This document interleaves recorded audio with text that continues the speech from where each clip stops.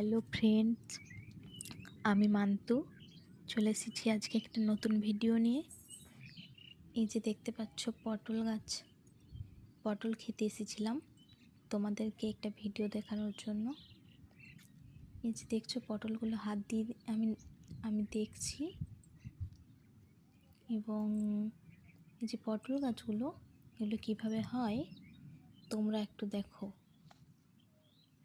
এই যে গাছ, লতানো গাছ, উপরে মাচা করা আছে, যে কত পটল হয়েছে আমি তো দেখে অবাক হয়ে গেছি।